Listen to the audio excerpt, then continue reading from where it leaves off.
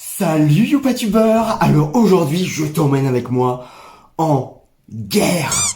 Mais pas n'importe quelle guerre, car il s'agit de la guerre des accessoires. Et crois-moi que les accessoires dans le monde du tir, et surtout en tir sportif, tu y auras le droit, comme tout le monde. Alors effectivement, les gens des fois ont tendance à penser que s'ils s'inscrivent dans un club de tir, ils ont juste à acheter une arme, à payer leur licence et acheter les munitions. They call me Cuba Pete. I'm the king of the rumba beat. When I play the maracas, I go chick chicky boom, chick chicky boom. Dis-toi que c'est sans compter tout ce qu'il y a derrière. It's not time to make a change. Just relax, take it easy. Car effectivement, il y a pas mal de choses à acheter. Après, je ne fais pas cette vidéo dans le but de te décourager, loin de là. Mais c'est pour que tu te rendes compte à quel point c'est une passion et un sport, une activité qui, des fois, coûte cher. No, God! Mais si tu t'intéresses au monde du tir et tu penses peut-être prendre une licence dans les prochains mois ou les prochaines années ou dans quelques heures, pourquoi pas, sache que cette vidéo est faite pour toi. Car je vais te montrer plus ou moins dans cette vidéo à peu près dans les grosses lignes les accessoires que tu peux acheter. Bad things. It's a lot of bad things that they wish and Après, je tiens à te dire que tu peux très bien t'inscrire dans un club de tir et au début ne pas acheter tout ce que je vais te montrer. Et tu peux très bien ne pas acheter d'armes au début. Moi, j'ai mis un certain temps avant d'acheter ma première petite carabine. Après, les clubs de tir en général ont et mettent des armes à disposition des nouveaux tireurs. Yes! Yeah! Commençons par le premier accessoire. Généralement, c'est ce que tu vas être plus ou moins obligé d'acheter, car c'est vraiment le basique dans la sécurité personnelle. Alors, il s'agit de ceci. Oui, alors je vais l'ouvrir, c'est dans une petite boîte, comme tu peux voir. Et dans cette boîte, qu'avons-nous là? Suspense. Nous avons des lunettes. Et pas n'importe quelles lunettes, ce sont des lunettes de protection balistique. Donc très important, et ça va être un des incontournables qu'il va falloir que tu achètes. Après, je sais qu'il y a pas mal de monde qui tire sans lunettes de protection. À savoir que normalement c'est obligatoire, mais je sais que des fois dans les clubs tu vois des gens qui tirent sans. Mais je t'invite à acheter ces lunettes. Deuxième accessoire, nous allons y venir. Le deuxième, le plus important, est le casque.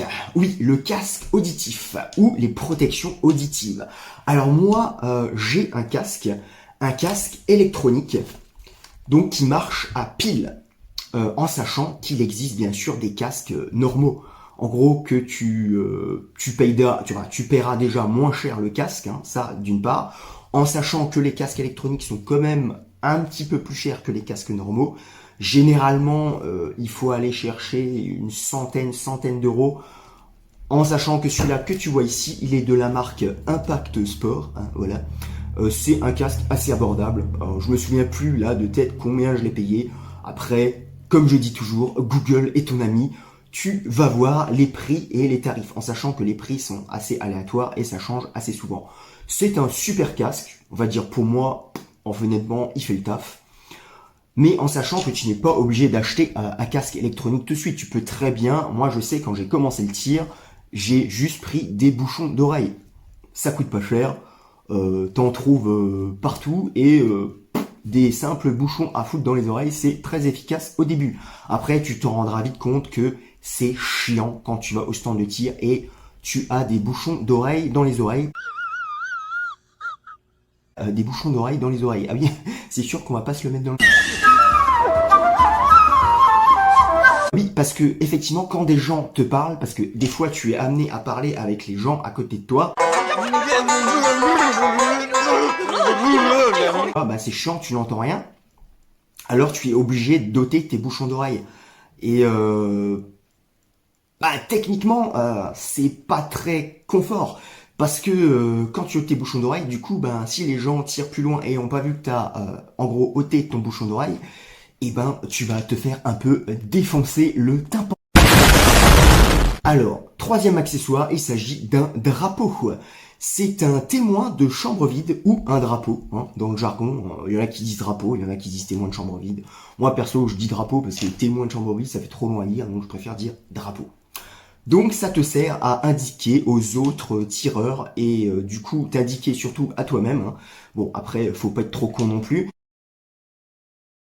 Mais faut aussi dire que c'est obligatoire aussi dans certains clubs. Hein. Enfin, c'est obligatoire tout court dans tous les clubs. Mais c'est vrai que des fois, des gens ne le mettent pas. En fait, que tu restes à côté de ton arme, tu vas pas le mettre toutes les 5 secondes parce que c'est chiant, quoi. T'es à côté de ton arme. À part si tu pars, effectivement. Alors ça te sert essentiellement si tu pars du pas de tir. C'est-à-dire que ton arme est restée sur le pas de tir et toi, en gros, tu vas pas la laisser comme ça sur la table, posée. Voilà.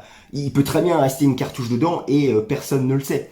Donc pour indiquer aux gens que ton arme est clean, voilà, elle est clean, du coup tu mets ça dans la chambre. Et donc la chambre, c'est là où tu vas insérer les munitions. Et après, c'est là où les munitions vont du coup partir de la chambre pour aller dans le canon. Voilà. Témoin de chambre vide ou drapeau. Quatrième accessoire, eh ben, c'est juste derrière moi. Là. Non, pas ça. Ça, c'est un R15. Non, ça n'a rien à voir. Ça, c'est pas ce que tu vas t'acheter au début, hein, je te le dis tout de suite. Ça, là, ça. Il s'agit d'une pochette. Je vais pas te la montrer parce que là, tu vois, bon, c'est une pochette, quoi. Voilà. C'est une pochette, en gros, et tu vas venir mettre ton arme à l'intérieur. Voilà. D'ailleurs, je vais la mettre là, parce que non, on la verra pas. Une pochette. Ça va taper. Donc, une pochette pour transporter l'arme. Une pochette de transport. Alors, tu as des pochettes souples, donc des housses. Bon, je dis une pochette, c'est une housse. Une housse souple ou des mallettes rigides. Après, je t'avoue que les mallettes rigides, ça coûte putain de cher. Donc au début, ouais, une housse, ça fait très bien l'affaire. Hein, voilà. Moi, c'est vrai que tu vois, je suis même encore en catégorie, enfin, je suis en catégorie B, je devrais avoir des mallettes. Et pourtant, en fait, moi, ça me casse le cul. En fait, c'est juste les pépettes qui manquent, donc je vais pas acheter des mallettes. Voilà. Mais faut savoir que si tu as un budget qui dépasse un peu le million. Money, money, I want more money. Bah vas-y, fais-toi plaisir, hein, achète-toi des mallettes, achète-toi des trucs bien. Moi c'est vrai que je manque un peu de sous, donc...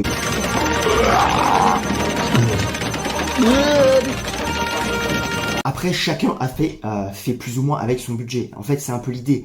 Tu fais avec ton budget. Le but, c'est pas non plus de se ruiner, même si c'est un peu le cas des fois. Cinquième accessoire, il s'agit du verrou de ponté. Alors oui, un verrou de ponté. Alors sache que je te le montre, mais il n'est pas obligatoire quand tu commences le tir. Car quand tu commenceras le tir, tu auras une catégorie C. Donc tes armes de catégorie C, normalement, n'ont même pas besoin de verrou de ponté. Il te sera obligatoire que quand tu auras ta catégorie B. Donc sur les armes de catégorie B. Sinon, dans les armes de catégorie C, quand tu transportes ton arme, tu la mets simplement dans ta housse de transport et puis voilà. Il faut juste qu'elle soit transportée, si possible démontée. Après moi personnellement je me fais pas chier à démonter mes flingues, hein. Voilà, je préfère mettre un verrou de ponté, même avec mes armes de catégorie B, je les démonte pas. Quoique sur ce type d'arme, tu vois, qui est derrière toi, c'est des armes très faciles à démonter. D'ailleurs, ça fera le sujet d'une autre vidéo, peut-être, démontage de l'R15. Voilà. C'est très simple à démonter, mais bon, moi, je mets le verrou de ponté. Voilà, c'est mieux. Donc voilà, le verrou de ponté, tu sais ce que c'est. En gros, c'est... Bah non, en fait, tu ne sais pas, je te l'ai pas dit. Hein, tu sais ce que c'est.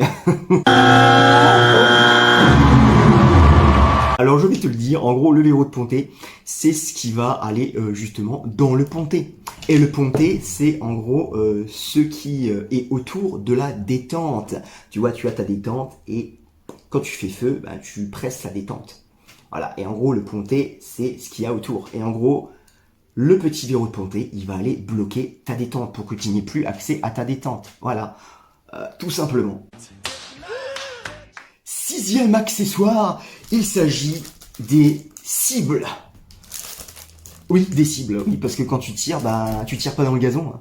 Enfin, tu tires sur quelque chose, voilà. Et comme on n'a pas le droit en France et en général, dans tous les pays européens, hein, voilà, quasiment. Bon, surtout en France, on va rester en France. Hein, je veux pas me compliquer la vie. Il faut savoir que, ben, on tire sur des cibles, hein, voilà, qui sont numérotées pour savoir où tu tires et en gros pour être le plus précis possible. Parce que, du coup, je le souligne, on fait du tir sportif et donc le tir sportif implique de faire des tirs de précision. Après, je t'avoue que moi, des fois, je me fais aussi plaisir. Hein. Je colle la cible et je m'en bats un peu les couilles de je tire. Je tire comme un gros bourrin parce que je vois pas l'intérêt d'avoir une arme, surtout en catégorie B, avec un chargeur de 30 coups. Et tu peux même pas te faire plaisir à tirer les 30 coups comme un bourrin. Voilà. Alors j'avoue, de temps en temps, oui, pardon, Seigneur, je me fais plaisir. Voilà. Des fois, c'est bien aussi de bourriner, quoi. Voilà, surtout que quand t'as ce genre de jouet, tu veux pas te limiter à faire du 5 cartouches et faire du 10, quoi. Tu veux un peu avoiner et envoyer du lourd. Mais voilà, sache que après, les cibles sont un des accessoires qu'il va falloir que tu achètes. Alors, tu as ce genre de cibles qui sont des cibles réactives, c'est-à-dire dès que tu tires dessus, tu auras une réaction. Oui, la cible va réagir. Hein. C'est les cibles 2.0. Ou sinon, tu as les cibles carton. Alors voilà, au début, moi, je prenais des cibles carton.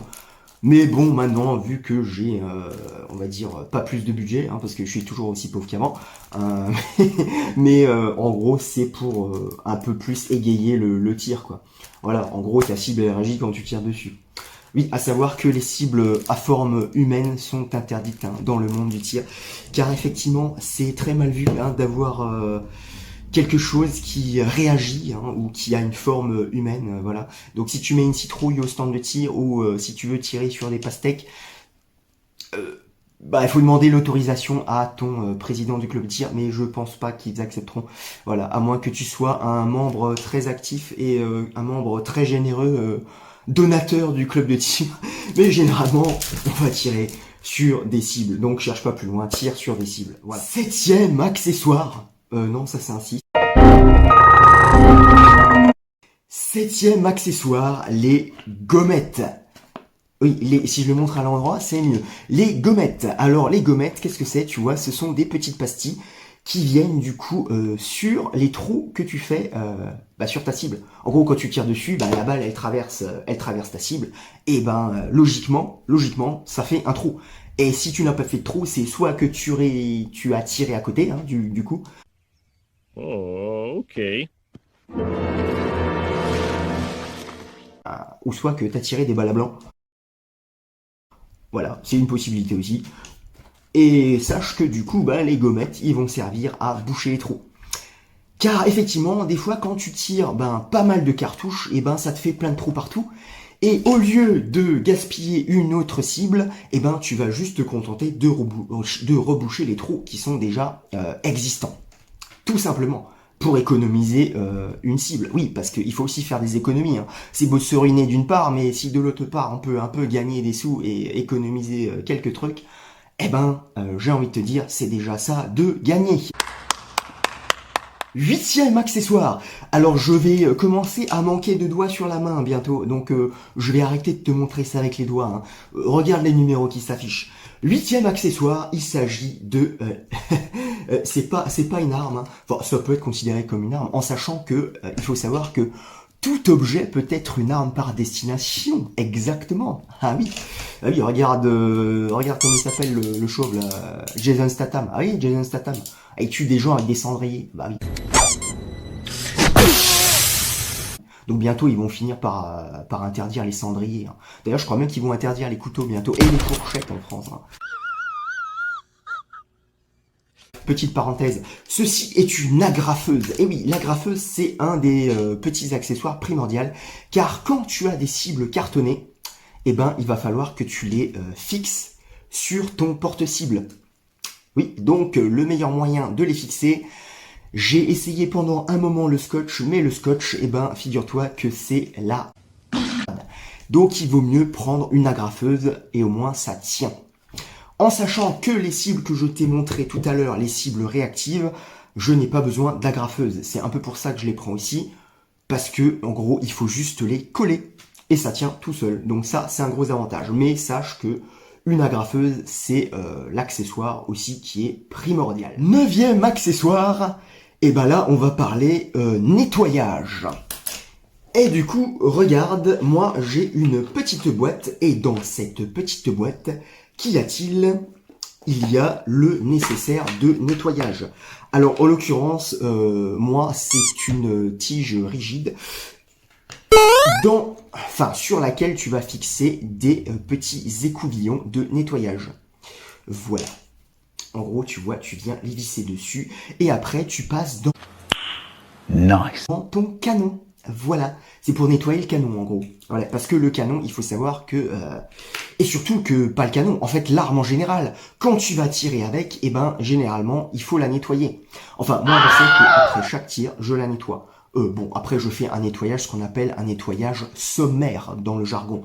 Tu as le nettoyage, vraiment le nettoyage de bourrin où en gros ton arme elle brille, et tu as le nettoyage sommaire où tu vas vraiment brièvement passer des petits coups à droite à gauche pour ôter le plus gros de la calamine.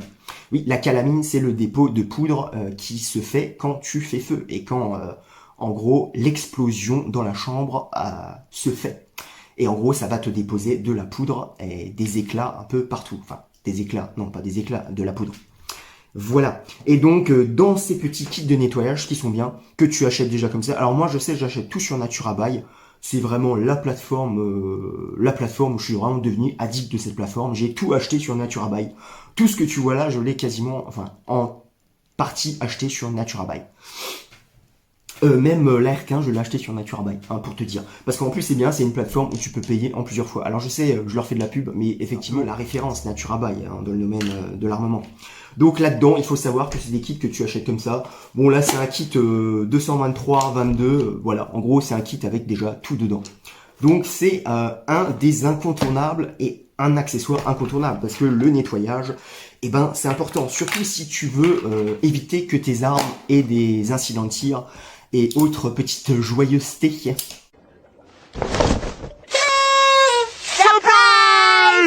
Bon, en gros, je vais arrêter de compter les accessoires parce que je pense que tu l'auras compris, eh ben, il y en a une pelletée. Donc voilà, je vais juste me contenter de te les montrer. Alors, l'autre accessoire qui arrive, c'est la tige souple. Alors celle-là, tu vois, elle est toute neuve, je ne l'ai jamais utilisée. Oui, parce que du coup, la tige souple, c'est plus efficace et ça passe déjà mieux et ça passe partout. Voilà, la tige souple, en gros, c'est encore une fois pour nettoyer le canon. Alors, tu as les tiges rigides et tu as les tiges souples. Voilà, et c'est encore tout ça, c'est pour nettoyer le canon. Prochain accessoire, un casque. Oh my God.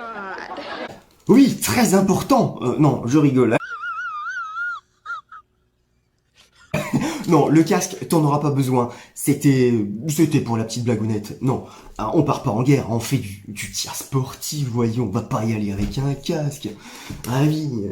Sinon, j'aurais pu te sortir le gilet pare-balles aussi. Non, alors, à savoir qu'en France, les gilets pare-balles sont autorisés. Ah oui, encore heureux. Alors attends, ils nous interdisent d'avoir des armes.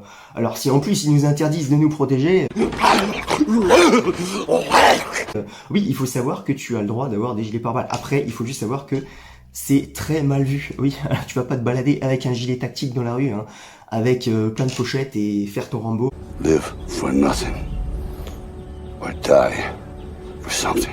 Il existe des gilets pare-balles à port discret, c'est-à-dire des gilets pare-balles qu'on ne voit pas. Voilà. Bon, c'était juste l'instant ludique. Voilà. Bref, petite parenthèse, revenons à nos accessoires. Non. Alors moi, j'ai d'autres accessoires, surtout pour le nettoyage. Ce sont les cotons-tiges. Et comme tu vois, moi je me fais pas chier, je prends les cotons-tiges les moins chers, oui, parce que je suis un putain de gros prolo. Donc, ouais, surtout si c'est des cotons-tiges que tu vas jeter après. Donc tu vas pas prendre des cotons-tiges à 10 balles. Non, moi j'achète les Eco, c'est très bien. En gros, les cotons-tiges, c'est un tic que j'ai gardé de l'armée. C'est, oui, à l'armée, c'est pas mal les cotons-tiges. Surtout qu'il fallait bien rebriquer le FAMAS, hein, surtout. Donc, c'est pas mal pour accéder dans les petits endroits, les petits trucs un peu cachés, tu vois. Genre les pièces un peu vraiment petites. Et en gros, le coton-tige, ça passe partout. Par contre, il faut le faire... Enfin, il faut faire gaffe où tu passes le coton-tige parce que des fois, tu peux perdre le bout du coton-tige. Et je peux te dire que quand tu as le bout qui se détache et qui reste coincé dans un endroit où il n'aurait pas dû être coincé, eh ben, tu vas galérer à l'ôter. Donc, fais gaffe. Hein. Le coton-tige, c'est pratique, mais il faut faire gaffe. Moi, des fois, je me suis retrouvé avec le bout qui se détachait et il se retrouvait coincé dans un endroit où je voulais pas du tout qu'il reste coincé. Et du coup, c'était la merde. Prochain accessoire va t'étonner peut-être. Alors sache qu'il y a des accessoires que je te montre qui sont pas forcément obligatoires. Après, comme je dis, tu fais avec ton budget. Voilà, c'est pas non plus la peine d'aller dépenser des sommes folles et des trucs dont tu n'as pas besoin. Après, je t'avoue que tout ce que je te montre, généralement, eh ben, je l'utilise. Après, il faut savoir que si tu achètes la plupart de ces accessoires, la plupart n'étant pas du consommable ou du consommable à long terme, tu vas être tranquille pendant un moment si tu les as achetés. Donc, prochain accessoire, je vais te le montrer. Il est là. Ah, qu'est-ce que c'est que ça? Ah oui, alors ça c'est le petit logo, oui j'ai personnalisé. Ceci est une caisse à munitions. Oui, c'est une caisse à munitions où tu stockes, en l'occurrence, tes munitions. Alors moi je l'ai un peu personnalisé, tu vois, j'ai mis un petit bonhomme en pas d'épices dessus. Oui, parce que j'aime bien toujours faire les choses un peu extravagantes, voilà. Oh putain, un bonhomme en pas d'épices, oui, avec un flingue. Voilà, tu vois, oui, et à côté, oui, j'ai mis le truc du Super U, un truc qui a rien à voir. Voilà, oui, je fais de la pub pour Super U aussi. Et dedans, tu vas mettre tes munitions. Alors moi, j'aime bien avoir une caisse à munitions parce que ça évite que les munitions restent dans les boîtes cartonnées toutes pourries. Voilà. Après, je dis pas, quand tu achètes généralement les munitions, elles sont bien conditionnées. Enfin, ça dépend quelle marque. Mais généralement, elles sont bien conditionnées. Mais je préfère, moi, les mettre dans une caisse à munitions. Au moins, c'est propre, c'est carré. En fait, c'est tout ce qu'on veut. Voilà. Et puis, c'est joli. Ça fait tout de suite carrément plus professionnel, j'ai envie de te dire. Bond. James Bond. Donc là, on a fait déjà plus ou moins le gros. Après, j'ai quand même oublié un accessoire très important sur le nettoyage. Mais cette fois-ci, c'est un accessoire qui va te coûter 0 €. Ah, c'est un accessoire gratos. C'est ceci. C'est les chiffons. Hey Terry, smell my finger. Oh, what the hell is that? My ass. Alors moi perso, les chiffons, je les achète pas. Hein. J'ai plein de vieux vêtements ou des vieux trucs que j'utilise plus. Et je les réutilise. En gros, je donne une deuxième vie à mes vêtements que je ne mets plus. En l'occurrence, oui, ceci est un calbut.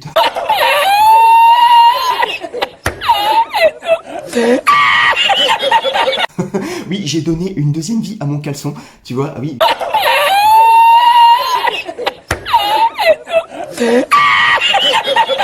Après, nous avons ceci.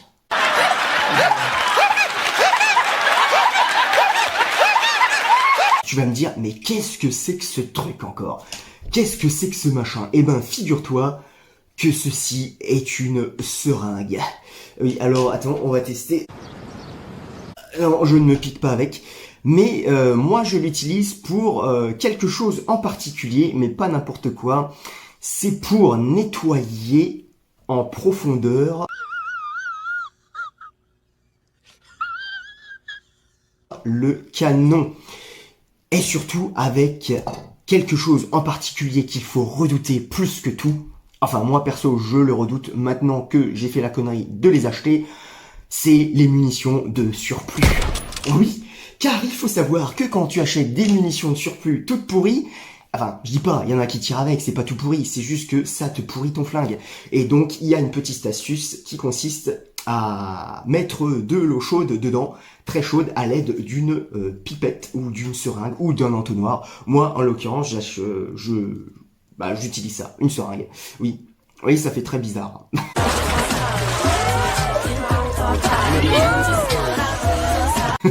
Mais voilà, c'est un accessoire. Comme je te montre mes accessoires, il faut que je te montre tous mes accessoires. Je peux pas me contenter de te montrer que ce que j'ai envie de te montrer, il faut que je te montre tout. Bien sûr, tu ne verras pas ce que j'ai sous le lit. Hein. Voilà.